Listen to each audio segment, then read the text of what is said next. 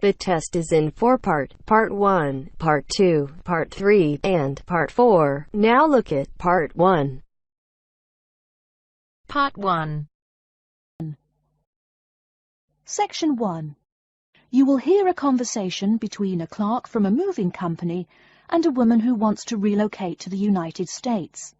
First, you have some time to look at questions 1 to 6.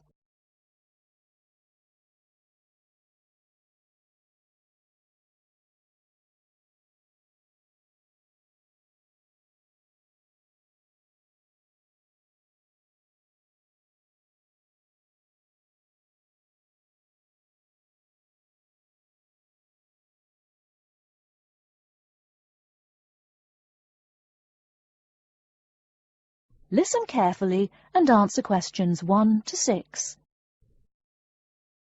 Good morning, ma'am, and welcome to Australia's Moving Experience. How can I help you?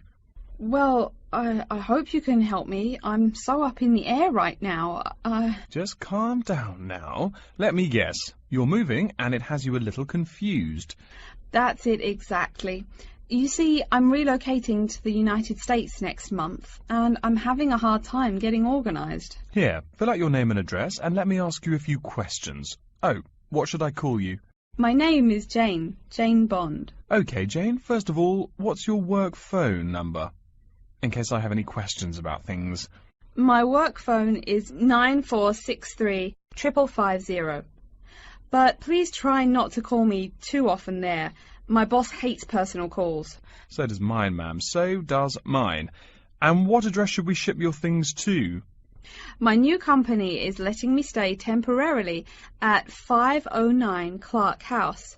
That's C-L-A-R-K, 1137 University Drive in Seattle. Seattle? Beautiful city, I hear. Mountains right beside the ocean almost. Cooler than Australia, too. OK, and when should we come pack your things? I guess that would be on Monday, March 11th. Do you want any help with an after-packing clean-up? We do that for a small additional charge. Yes, that would be helpful. I promised the landlord I'd give her the keys back by 5 p.m. on Thursday the 14th. Great. We'll just schedule the clean-up for that day. That way, the place will smell clean and there'll be no dust. Well, you do think of everything. Oh, how much is this going to cost? Here is a list of our basic prices. Oh dear, this seems rather expensive. Yes, ma'am, but you're paying for the best. We're careful and we're fast. Like we say, the only thing we break are speed records getting you moved. Well, maybe that's so. Oh, I nearly forgot to tell you. I don't want my furniture shipped with me. I won't be looking for an apartment till after I arrive in America. Would it be possible to put my furniture in storage here for a month, then have it sent along later? Of course, we do that all the time. A couple of other things. Here at A Moving Experience, we try to pack your things logically. We don't just throw stuff in boxes. Before you hear the rest of the conversation, you have some time to look at questions 7 to 10.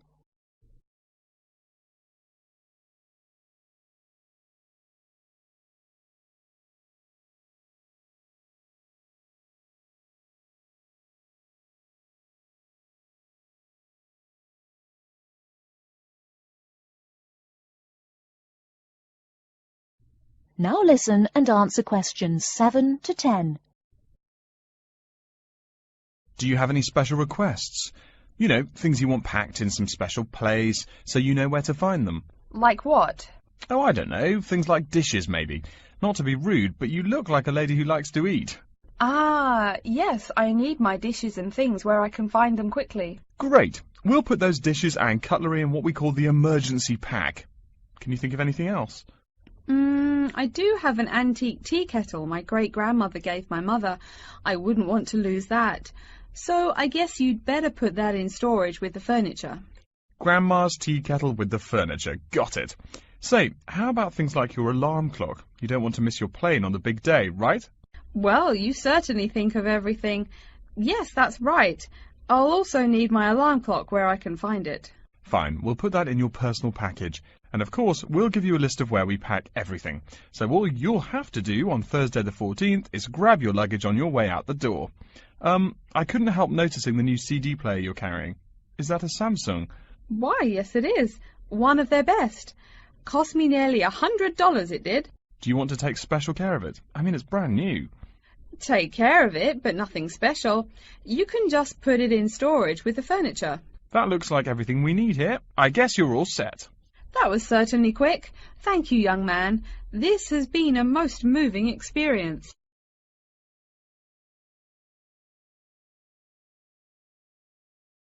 That is the end of part 1.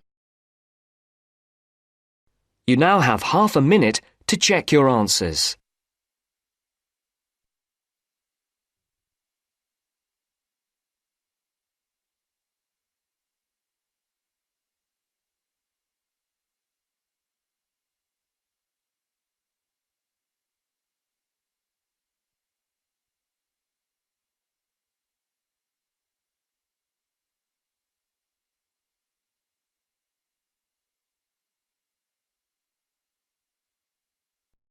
Now turns to part 2.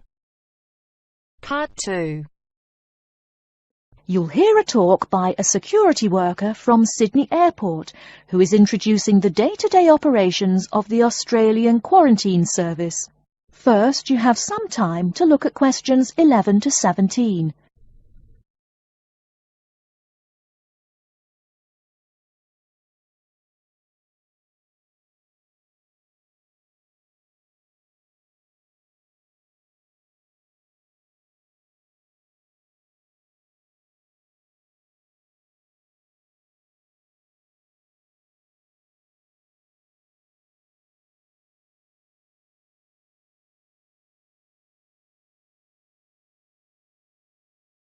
Now, listen carefully and answer questions 11 to 17. Hi everyone and welcome to Sydney Airport. Today I'll be giving you the inside information on the day-to-day operations of the Australian Quarantine Service here. We hope to provide you with a better understanding of why such heavy security regulations are necessary by educating you on how we operate and why we do the things we do. We're not here to try to persuade you to fly through Sydney Airport, though we hope you'll find your experience relatively stress-free and comfortable. First things first, our personnel. Can anyone guess how many people work at Sydney Airport? We have 200 alone working in Terminal 2, so can you guess how many in the whole airport? I heard someone say 360. That's getting closer. What? Did someone say 2,000? That's way too high.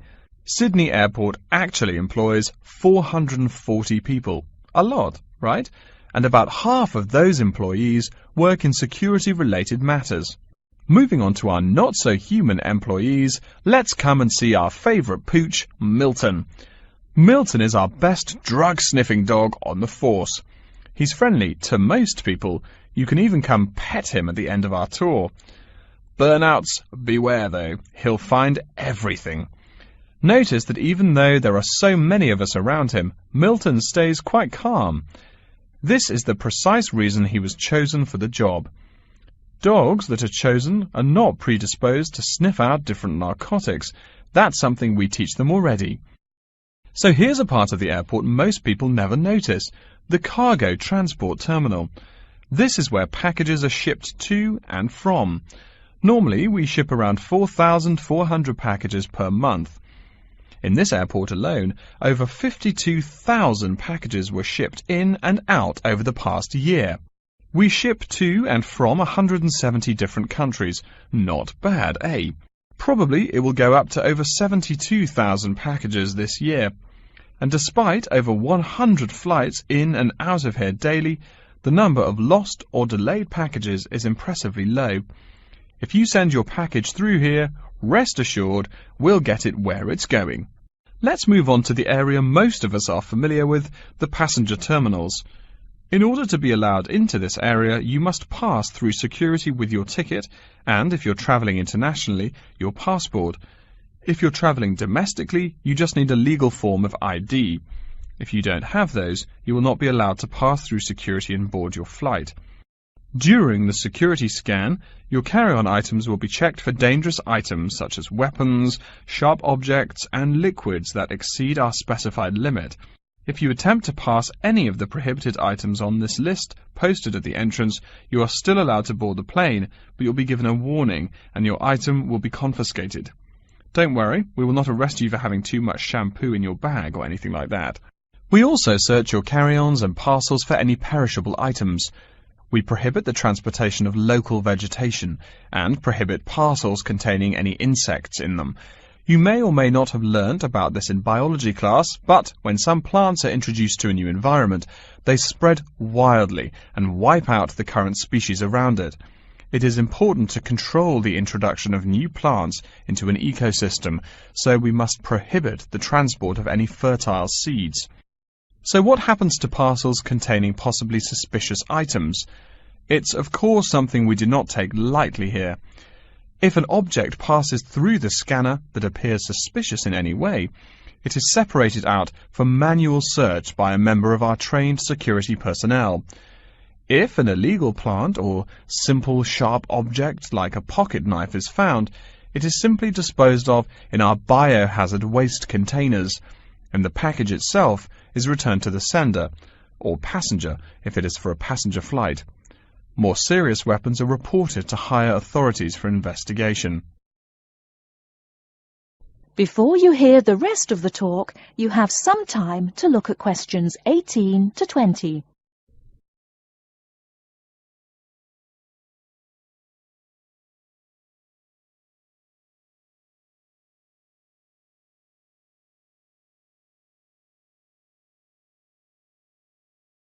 Now listen and answer questions 18 to 20.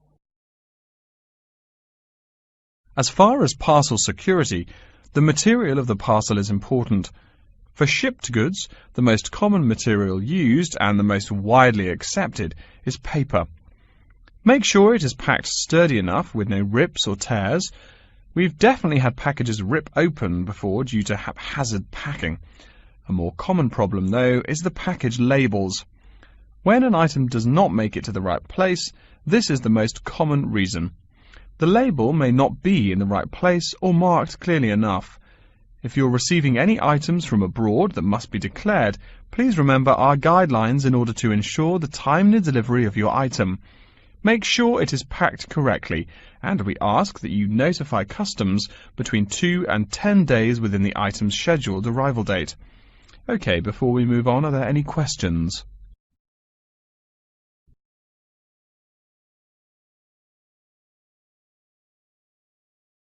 That is the end of part 2. You now have half a minute to check your answers.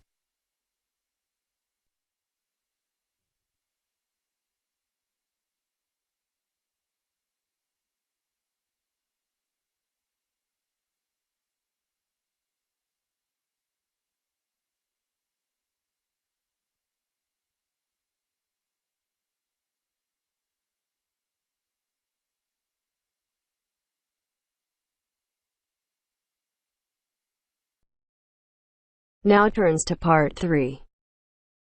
Part 3.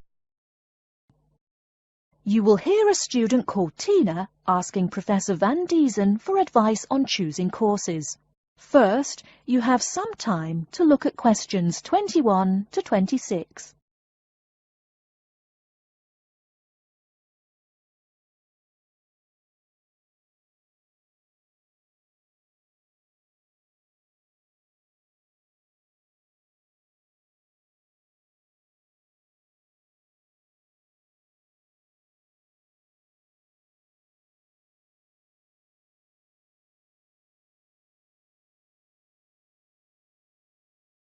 Now listen carefully and answer questions 21 to 26. Hello, are you Professor Van Diesen? Yes, I am. And who might you be? Oh, sorry, my name is Tina. I'm a freshman here. They told me I should ask you for advice in choosing courses. Well, that's part of what I'm here for. Please come in and sit down. Now, what are your questions? I almost don't know. Everything is so confusing. Like, what is a specialized course? Oh, easy. A specialized course is one that is compulsory, meaning it's a requirement for your major and regular, so you can't place out by taking a proficiency exam. That sounds pretty strict. Then what are all these general courses?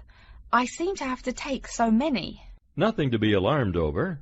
These are courses open to all students and not directly related to your major.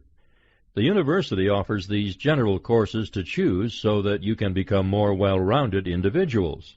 For example, I see you're a microbiology major, so it might be a good idea to take some literature or history courses so that you can know something besides all science. You mean these courses are like for fun? That might be one way to look at it, but don't tell the literature professor such a thing. Think of a general course as the opposite of a specified course. A specified course is one that pertains directly to your major. So, can I take any microbiology course I want? Let's see. Oh, those courses used to be open to microbiology students only. The good thing is now it's open to students on a flexible schedule, so it's not only for full-time students. So the answer is yes, if you have the instructor's permission. May I ask you why you chose microbiology?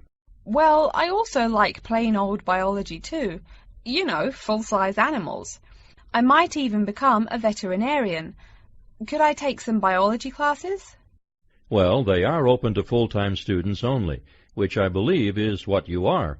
I don't know how a freshman would get along with microbiology, though.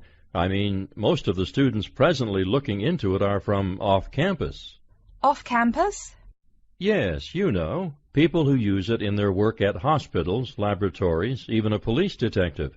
Why did you choose microbiology, if I may ask?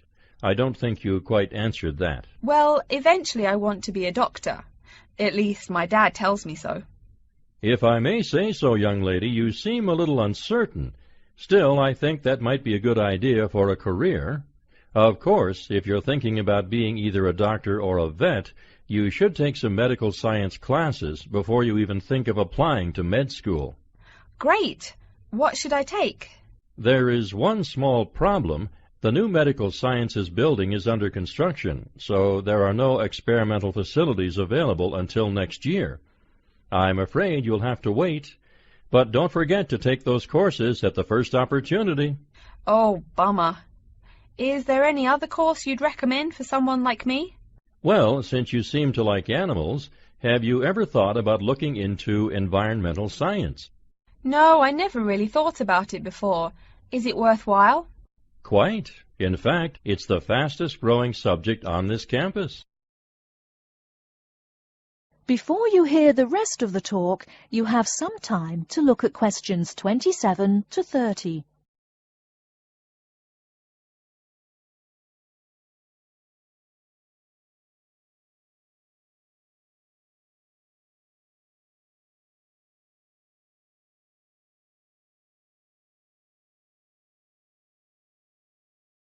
Now listen and answer questions 27 to 30. I'm sorry, I couldn't help noticing the long list of classes you've written out there. May I have a look? Oh, sure. Medical science, statistics, laboratory techniques, medicine, mathematics, computing. My, a bit of everything here. Is it too much? For your first semester, yes. What I suggest is starting out by taking the compulsory courses. Like we said before, the medical science can wait. Consider taking that in your sophomore year. I think I'd put off computing, too.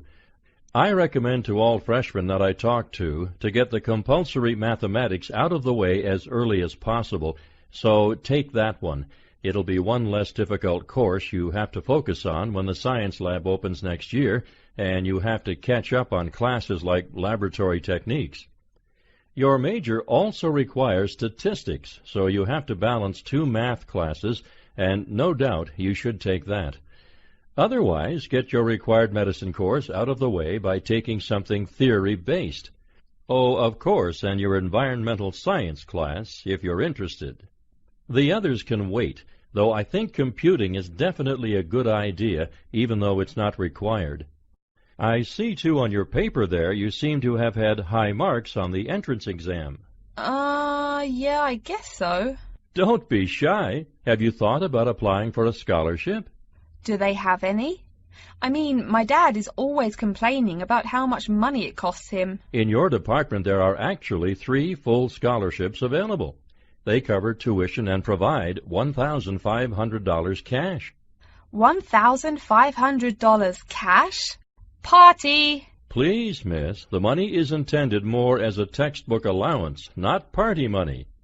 If you promise to behave, I'll show you how to apply. Great, and thanks.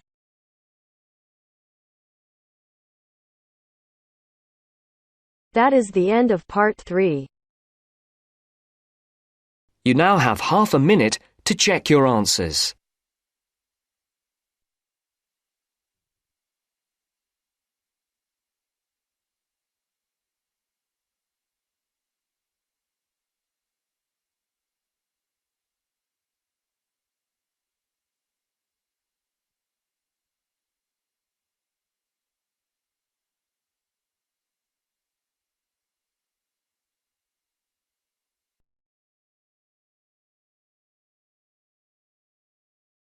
Now turns to part 4.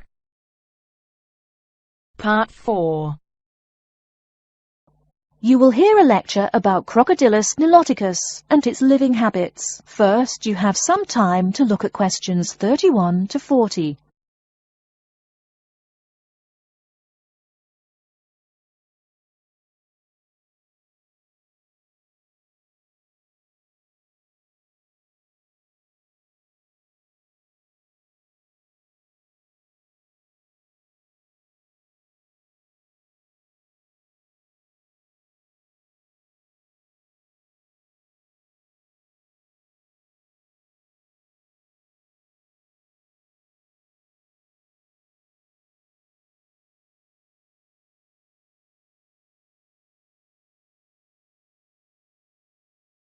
Now, listen carefully and answer questions 31 to 40.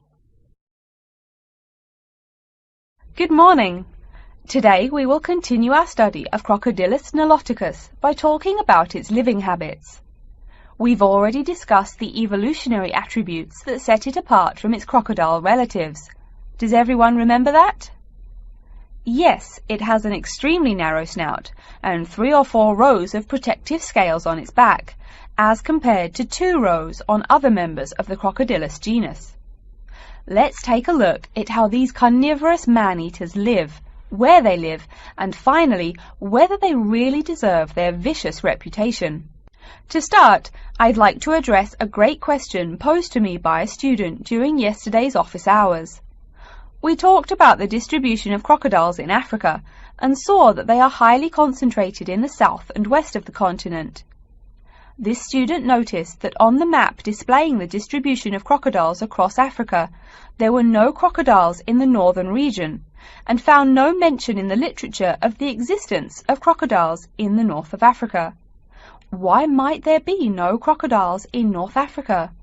Let's save this question for later in the lecture. To find out more about the social habits of the African crocodile, one researcher named Tara Shine of the University of Ulster in Northern Ireland conducted a survey of the wetlands in Mauritania and received reports of 46 crocodiles living in one group, or float as we say when referring to crocodiles, though the usual number is a little less than half of that. In general, crocodiles are more highly concentrated in wet subtropical environments, near bodies of water and rich vegetation. While South American crocodiles thrive in cool rainforests, the African crocodile is more equipped for heat. Though they can survive at the hot temperatures found in some deserts, they are not equipped to handle dry climates, and thus cannot survive in places like the Sahara Desert of North Africa. As cold-blooded animals, crocodiles' core temperatures fluctuate from their average of 38 degrees Celsius as external conditions change. Thus, they need to avoid extreme temperatures. Others live an underwater life, keeping a body temperature close to that of the water. As their own unique method of regulating their body temperatures, some African crocodiles have made dens by digging holes in the ground to provide themselves with a cool, dark place to retreat from the hot African sun. Speaking of the hot African sun, let's go back to the question asked at the beginning of the lecture. We know that there used to be crocodiles in northern Africa, yet today there are none. What are some possible explanations for this? Some students have suggested that the African crocodile has evolved from a desert creature into a wetland creature, thus causing them to migrate south for more appropriate conditions. Others presume that the crocodile was hunted out of northern Africa by a fiercer predator. While these are intelligent guesses, the real story is a little bit different. The key to this migration is that the Sahara Desert did not always cover the north of Africa. About 8,000 years ago, the land was fertile wetlands, perfect for breeding crocodiles.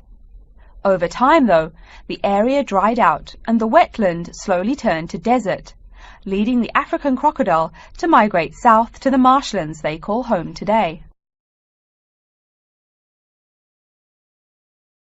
Some crocodiles did, however, adapt to living in dry conditions. In Mauritania, some crocodiles have learned to survive in an area where they can go up to 8 months with no water, by spending the driest of times in what's called a torpor, or short period of hibernation. To utilize every bit of rainfall, these desert crocodiles dig underground caves that collect runoff, thus staying cool and hydrated. During the mating period in November and December, males attract females to their viciously protected territory through a number of behaviors that range from snapping their jaws all the way to sending infrasonic pulses through the water.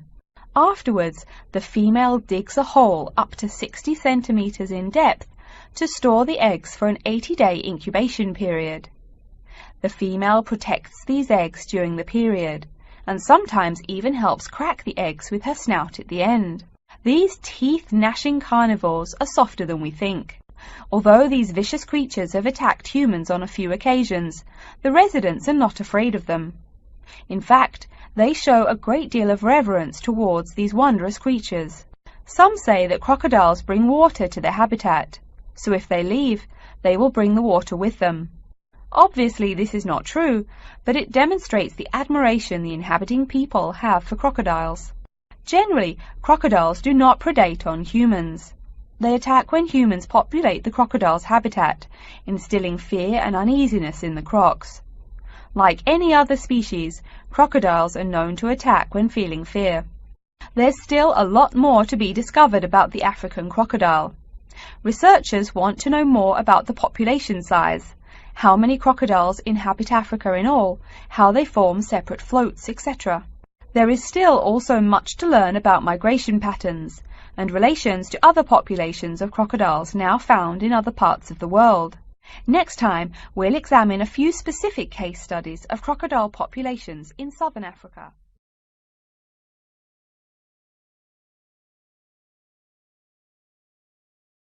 That is the end of part 4.